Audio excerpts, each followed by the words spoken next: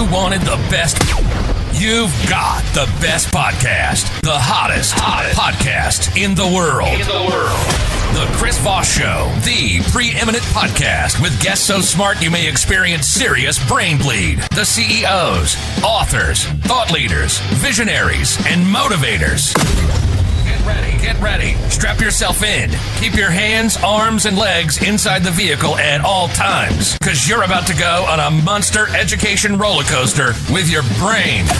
Now, here's your host, Chris Voss. Folks, Voss here from thechrisvossshow.com.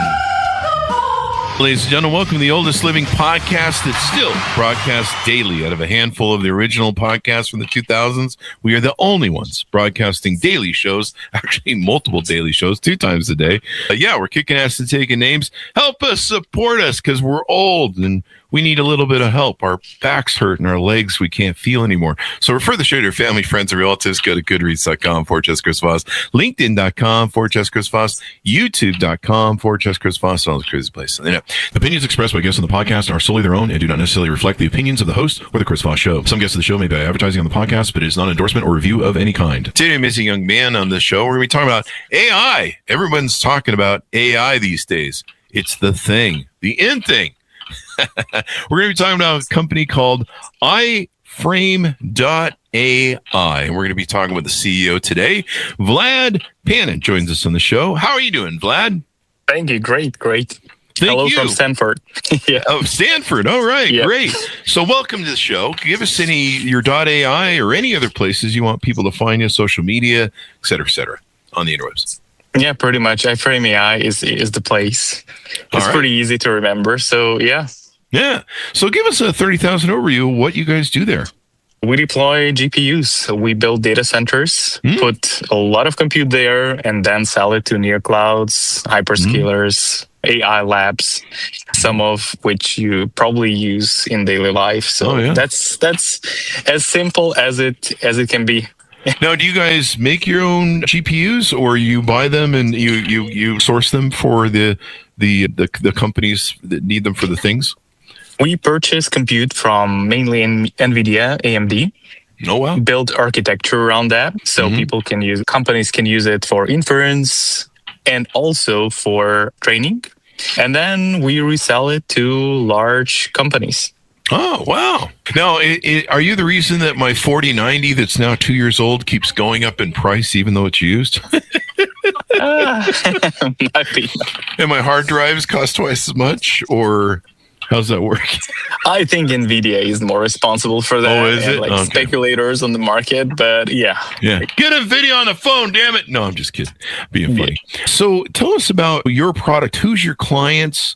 Yeah. If someone's listening to this on LinkedIn right now, which they tend to do, who is your specific client out there, and how do they qualify to be your client? So pretty much it is Neocloud that has a bunch of customers that are building applications on top of their cloud. Oh, so typically our Neocloud customers, they do have some software layer that allows their customers to get as many tokens per second as possible. Oh, really? Our job is provide them reliable compute for a very long period of time with a predictable and sustainable understanding of availability. Oh, wow. And what are the benefits of those sort of features? Do they make me run faster, or how's that different than, say, like Amazon Cloud or some of the other clouds? Oh, pretty much what we do, we provide bare metal. So for those who are not in the industry, what it means is basically we provide GPU almost as is with as minimum layers of virtualization as possible. When AWS, Google will offer you, they call it GPUs. In reality, it's not really GPU as a GPU. It is something that they package as a product. Typically, it's some virtualization that consolidates their capacity over many from many locations. And then you buy some of it for some specific period of time. So pretty bizarre concept because you overpay like 5 times, sometimes higher. We provide GPUs as is, which means that you can do a lot of stuff in terms of optimization. You have access to drivers, you have access to lots of deep tech stuff that allows your team, if it's capable, to optimize and provide this additional value to your customers. From the cost standpoint, because we don't add this premium layers, we can afford to sell it 3-4 times cheaper than AWS. So if you pay $100 per month for ChatGPT, with us you would pay roughly $30. So that is kind of the math behind it. That's some pretty good savings then, right? Yes. Yeah. Now I don't know if this is similar, and it's probably not at the scale you guys might be because it's NVIDIA, but for, I don't know, 5 years or something, I've subscribed to NVIDIA. What do they call it? NVIDIA Now, I think it's called. GeForce Now. And what it does, it's enabled me. I used to have just a really old, awful GPU on my old computer. Now I've got the 4090, but now that's obsolete. But I used to have this old, it was old, okay? And so it wouldn't run games on my computer very well. And my computer was kind of crappy too at the time. And so I used their in GeForce Now, and it would literally give me like at one point it was giving me one of the latest GPUs that I was accessing through the game and the internet that hadn't even hit the market yet. I would see it and I'd be like, whoa, that's cool. We get access to that. So is it kind of like a much bigger deal than is that same sort of concept? Yes. So for game, it is pretty similar. However, if we talk about the game, it's pretty much running on the CPU, which is a little bit different. It is central compute unit. The difference is pretty much you have to upload the game to this local computer memory, and you're using GPU as accelerator, which helps it to render something better, do this stuff better. In terms of GPUs for AI, it's just different types of operations.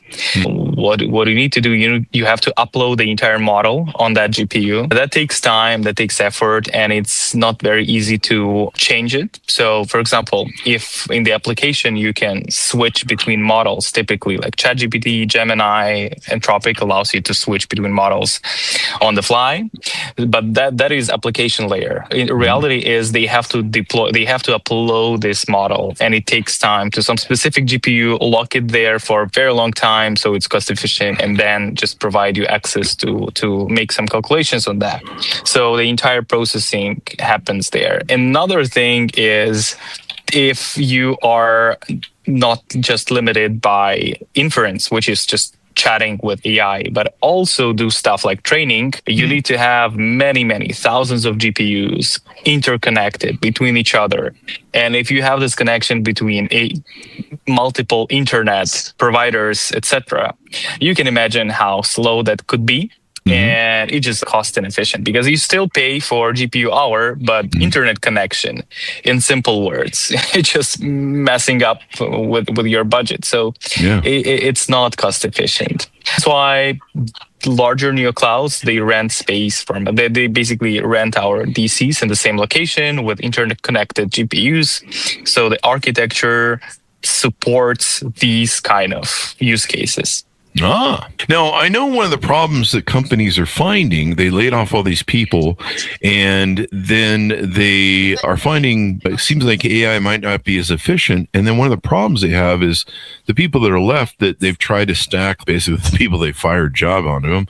They're trying to make them these sole people that will run agents, to my understanding. You can correct me if I'm wrong, but one of the problems they're having is they're now having to, what's the right word? They're having to basically dole out or hold on to the tokens because the people that are left behind are burning all the tokens and blowing up their budgets. So they've had a scarcity, say, hey, you can only do tokens so much. Do you guys, is that a way that you guys help maybe them reduce their cost for tokenization and GPU requests? So do you use French in your podcast? No. Okay. So I'll just limit myself to Yeah, you can swear in the podcast if you want. That's what you meant. Yeah. That's what I meant. Yeah, sure. Yeah. So I think all this cost per token is BS because the reality is, like for example, AWS. So, okay, you have model. Model costs nothing for you. If you use some GLM 5.5, which is open source and by any means is pretty much as equal by efficiency as Anthropic, and definitely better than ChatGPT latest model today, and definitely better than Grok. And it's basically free. You can download it the same way you would download whatever, like application from Apple Store. Even more free because you literally can do whatever you want with the source code. So then you can rent GPUs and run it on your GPUs. So you cannot do this on your computer, highly unlikely, unless you are like some very sophisticated gamer and know how to optimize stuff and you have powerful computer. But the way to go for you is to rent GPUs. So then to your question about tokens, AWS will sell you server, one machine, one computer, let's say, with 8 GPUs for $130 per GPU per hour. So you would pay $130 per 1 hour of usage of that compute. Wow. And if you go with bare metal, you pay roughly $15 for the entire thing.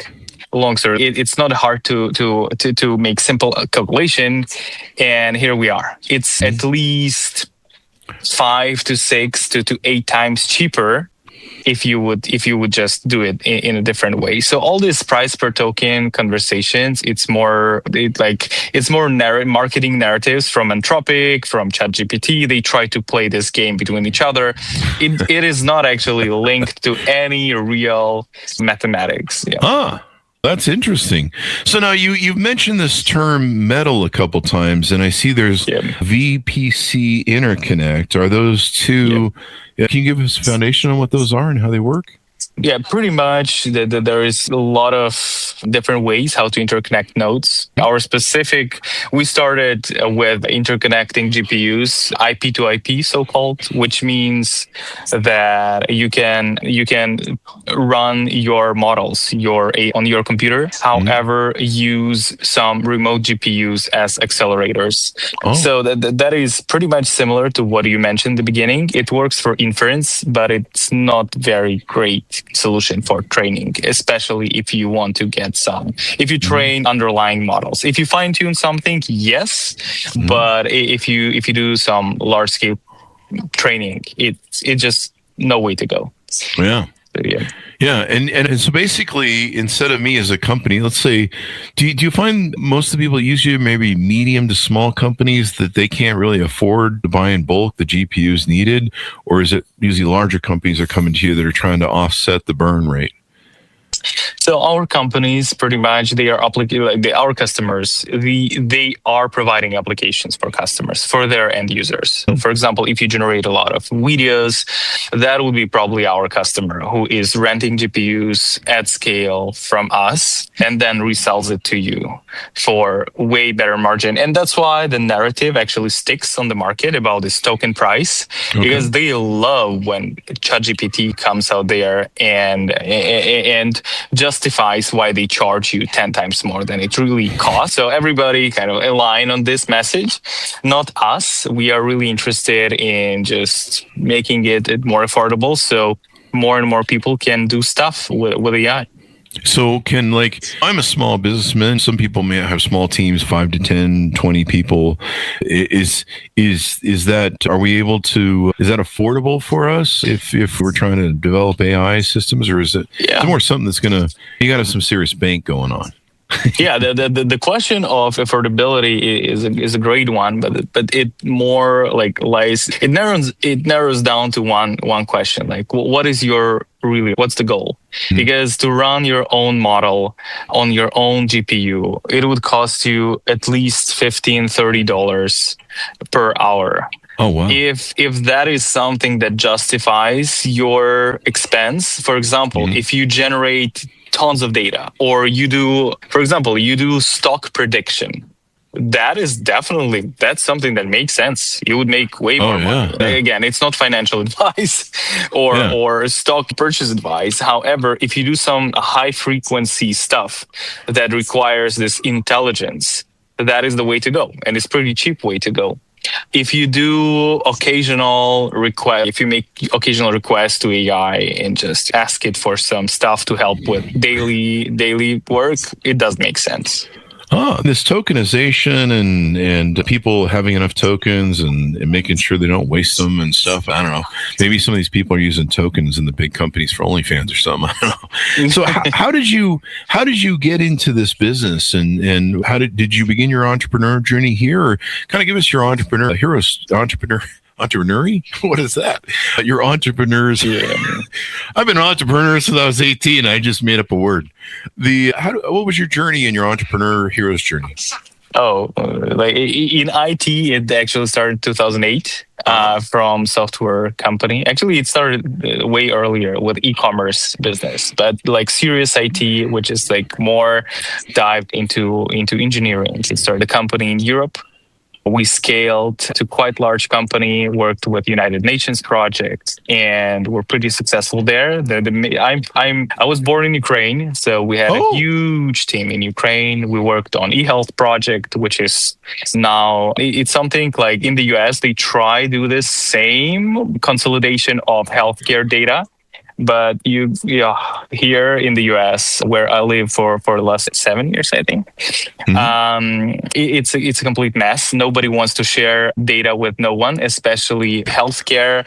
It was actually cultural. If you don't mind, it was cultural shock to me when you do some blood work or stuff like that, and you go to the hospital, and the hospital is rejecting you, patient, whose blood they took, to provide you your data because they are afraid that you would go to some competitor or whatever. Yeah. And only shares your data with your doctor, which is within their network, who is within their insurance coverage. It's like, it's not healthcare. It's marketplace. It's medical marketplace where insurance companies have pretty much they own the marketplace and everybody just play along. So when I came here, one of the first projects with AI was medical coding and automation. And we actually grown to over 1 million users there. For those who don't know, rarely there are people who never heard about medical coding. However, for those who are still lucky ones, brief intro. Every time you discharge from the hospital, they are assigning codes to your case, to your notes, and these codes are then sent to insurance providers. So they are reimbursing your case based on these codes. Oh, wow. Shocking information that to pass certification to be certified medical coder person who is doing that, you can pretty much make 30% of mistakes on exam and you're good to go. Serious? And the problem that if it's not enough, most of medical coding is done abroad. So if your data is pretty much if you work with, I'll not disclose brands because in the US, another thing that people love to do is sue each other. Yeah, so I'll avoid to America.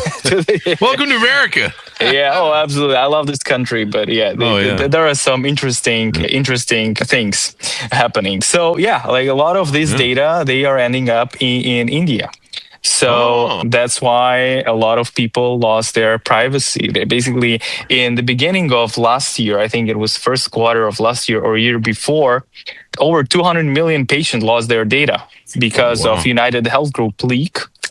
And it was prior this horrific situation in New York.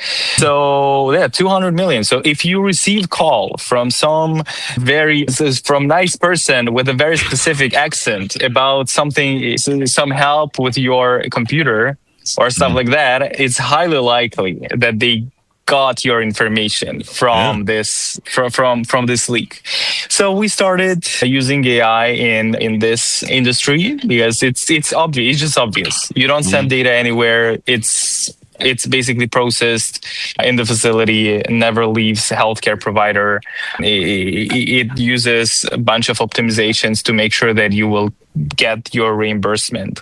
But again, coming back to the monopolies, you can't do much because there is a thing in the US called overcoding. It's not US problem. It's monopolies problem. So I just want to make sure that people have this differentiation. The monopoly is pretty much, if insurance don't like how well you do in your insurance reimbursement, they can kick you off as a doctor, kick you off from their network, and then you're out of the marketplace. And good luck to advertise your services outside of the grid, out of the matrix. So, but anyway, we outsource right now. We made this project pretty much free for everybody. So it's pretty much automated Wikipedia for anyone who struggles with getting reimbursement. The website, I believe it's still live. It's med.report, and we sponsor it. So it's completely free. No advertisement. If you have issues with insurance, please welcome. Yeah, but then we move towards something that really makes more sense in terms of long-term business and investment, and it is GPUs. Right now, we're in the age of this underlying technology. It's pretty much similar to building internet in early 2000s. Oh, wow. So that's where we are today, building data centers and hopefully making AI cheaper so everybody can afford it. Yeah. Now, these data centers they're building, I've been visiting my mom up in Utah, and they're not too happy with some of the, who's that one guy, the Mr. Wonderful from Shark Tank and stuff, and was concerned about how much water and energy these things consume. Does your guys' setup make it so that there can be less data centers because they're kind of consolidated and everyone's tapping into use them instead of starting their own, maybe? I don't know. Yeah, absolutely. So it's a legit concern. And the thing is that, again, that's a good thing that you mentioned. There is another business, which is like co-location. That's what they do. Because data center, in our understanding, it's the architecture of the compute and deployment of that compute. The things that Mr. Wonderful does, if I remember, the Shark Tank, right? Yeah. So what they do is mainly real estate business. They build bunch of facilities, connect to the grid, and like here we are. So we are not very much in favor of this approach. We think that data centers, if there is a high quality co-location center, they have to have own energy supply, power supply. It is just by default, it's just better for everybody. It's better for local people, for local community. It's better for data center because you don't rely on some grid that might be affected by something else. And again, it seems like data center as a business will struggle, but in reality, a lot of people who are using it, for example, medical coding folks or people doctors who are using AI, they will just be not able to use that AI in their work. So we need reliable power supply, and the only way to go, I believe, is deploying own mobile power plants. Again, we don't really do that. We prefer to lease this stuff from folks like you mentioned, and typically, right now, it's real estate guys who tired to purchase apartments and now move to building these co-location centers. So, that's got to be pretty good for them. Yeah, it is good. It is good because there is a huge demand. And another thing, if they have enough experience and they know. So the problem is, and I think that is what creates tension between local communities and these guys, is they over optimize on everything because their incentive is clear. You need to build as much square meters, as much space as you can, connect as much energy as cheap as you can, and sell it to some AWS for as high as you can. And the problem with that over optimization is how to build cheap. Okay, let's utilize whatever we purchased, some free land that we purchased 20 years ago because it was cheap then. And instead of building new apartments that we planned 20 years ago, we'll just build data center. Why not? That makes a lot of that creates a lot of problem and obviously friction. Another thing, what is the cheapest way to get energy as soon as possible? Because we can lose data, we can lose a deal with a Google or AWS or whoever is there. Yeah, there is community here. Let's borrow from them. till we are building something. So that is another friction point. And the third one is pretty much obvious. Like politicians try to throw more oil into this or gas or whatever to this fire. So it sometimes sounds even more horrible than it is. But what I agree on is whoever deploys co-location centers, whoever builds these facilities, they have to think about more sustainable sources of energy. And that is long term, it is better for everybody. We are ready to wait. We are, as their customers, we are ready to wait. And our customers also, even if they don't realize that, it's our job to explain to them that please wait 6 months. We'll build that power plant. We'll invest in it. It will be a little bit more expensive, but you know that tomorrow you will not be taxed to death because local government will have no way to go. Somebody local will win elections on a narrative that they should kill you. It's a huge risk for us. So it's better for us to actually build something, and even more. If it's more cost effective to build power plant that will sell power to data center, but also sell cheap power to local community, why in the world wouldn't we do that? So, and everybody benefits from it. And it's plan B for local communities as well as for data center. You want to scale, please. I think we should be just more open, more transparent, and have more, just more transparent. I think that's the right word here. Yeah, definitely. You have to explain people. You just can't try and roll them. And, Utah's going through this huge, we had the worst, what was it? We only had 3 snowstorms all year. The ski slopes were just mud. It's unreal. I've never seen that in 40 years of my mom living up here and visiting. Even when I spent my teens here, I've never seen no snow. It was just wild. And so, there's a big concern about water. Now we're having wildfires and all sorts of problems because of lack of water. And so it's kind of scary. I know they're moving the docks down again at Lake Mead in Vegas. They're moving them all around because they're trying to keep them all floating as the water drops. But it's kind of wild. So, people are kind of top of mind to it right now. And it's really important. What are some other aspects of your business model and what you do for customers that I maybe should have asked you about that maybe we need to get clear for people to know? So I think that what's really interesting is today's conversation about SpaceX, because the huge portion of their business is X and so-called, which is interconnected with Anthropic.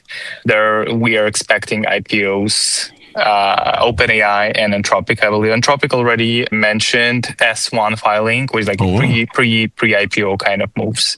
Actually, that's not pre-IPO. It's literally like intention to file for IPO, for listing. Oh, really? So, I think that will affect the market massively. But again, it's very hard to say something in these conditions without being sued. So I'll just be careful here. Yeah. So, anything more we want to tell people about who you guys are and what you do? Yeah, I'll just summarize that we deploy GPUs and sell it to Neoclouds for 3 to 4 times more affordable than AWS or Google will do for you.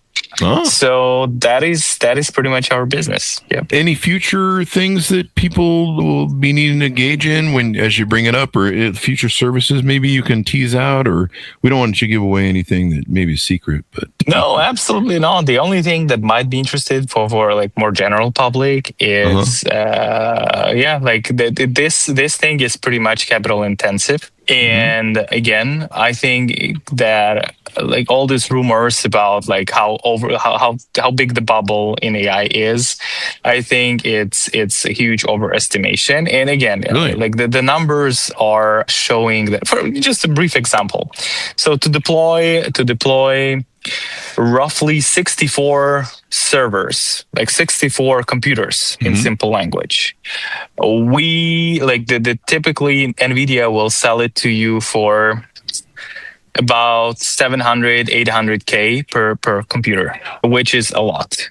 So you end up with a budget for this 64, we call them nodes, 64 nodes, 64 computers. We'll end up with a budget roughly 100, 150, 200, 240 million. And just for understanding, this 64 GPUs, they can serve only roughly 64,000 people simultaneously.